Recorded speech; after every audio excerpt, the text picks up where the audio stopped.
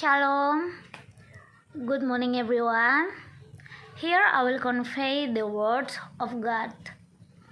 The title of my sermon, which is about the Holy Spirit. The theme of my sermon is the Holy Spirit. We open our Holy Bible, namely in Rome 8 verse 26. We read together, please.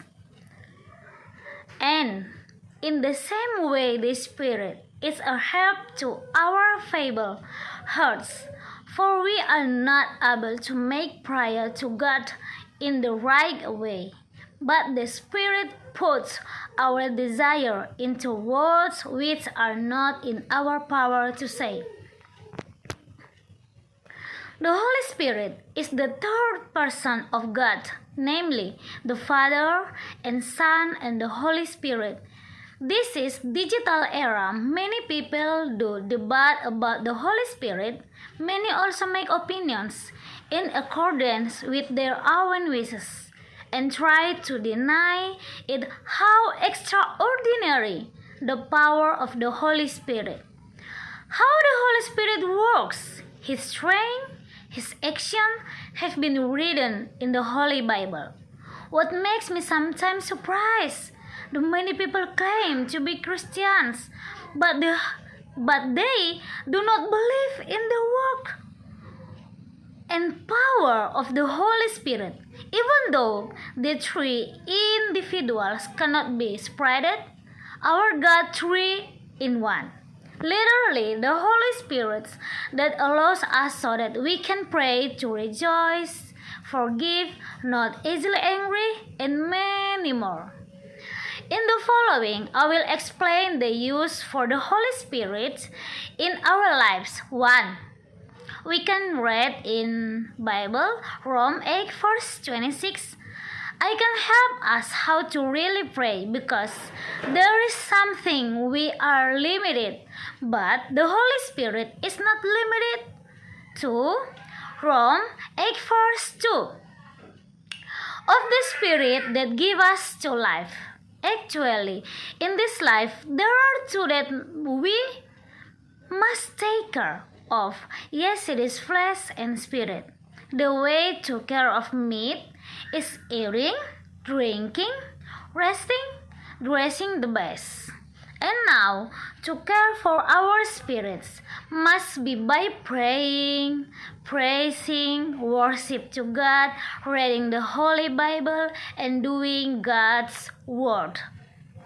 Honestly, this is definitely difficult for us to do, for that we need the Holy Spirit that help us so that we are able to do everything about the spiritual. Let us both examine our lives, whatever we live in flesh. If you obey more the desire of the flesh, such anger, hate, difficult to forgive, easily offended, smoking, drugs, caring, jealous, and many more. Suddenly, it is just a life obeying the desire of the meat. But if we live according to the leadership of the Holy Spirit, then everything that we worldly will not be done again. The Christian teaching us famous for love is forgiving. Forgiving, it is to forget. And the actually practice of love, even if you are hurt, you will continue to love and love.